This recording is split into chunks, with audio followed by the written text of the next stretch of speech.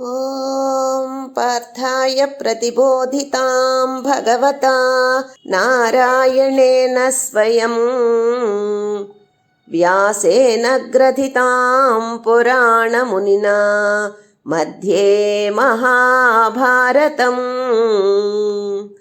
अद्वैतामृतवर्षिणीं भगवतीम् अष्टादशाध्यायिनीम् अम्ब त्वामनुसन्दधामि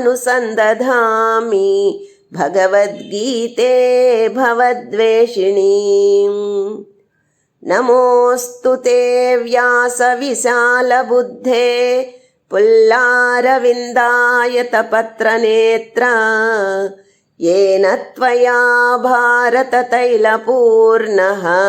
प्रज्वालितो ज्ञानमयः प्रदीपः।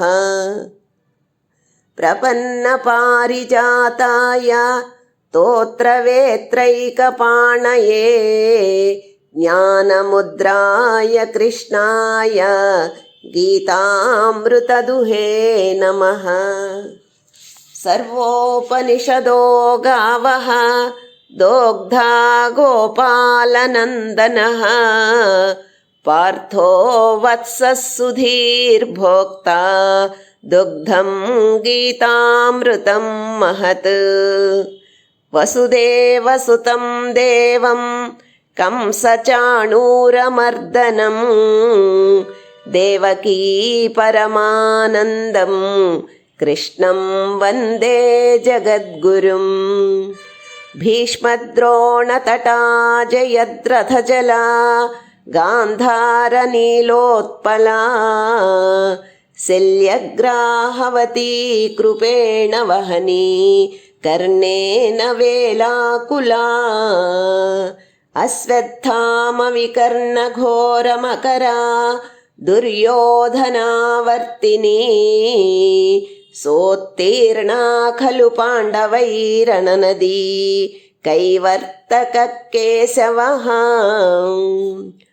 पाराशर्यवचः सरोजममलं गीतार्थगन्धोत्कटम् नानाख्यानककेसरं हरिकथा सम्बोधनाबोधितम्। लोके सज्जनषट्पदैरहरः पेपीयमानं मुदा भूयाद्भारतपङ्कजं कलिमल प्रध्वंसिनः श्रेयसे।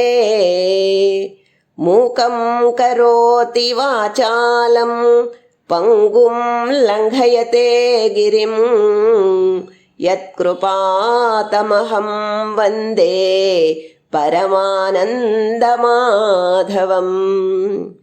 यं ब्रह्मा वरुणेन्द्ररुद्रमरुतः स्तुन्वन्ति दिव्यैस्तवैः वेदैः साङ्गपदक्रमोपनिषदैः गायन्ति यं सामगाः। ध्यानावस्थिततद्गतेन मनसा पश्यन्ति यं योगिनः यस्यान्तं न विदुः सुरासुरगणाः देवाय तस्मै नमः।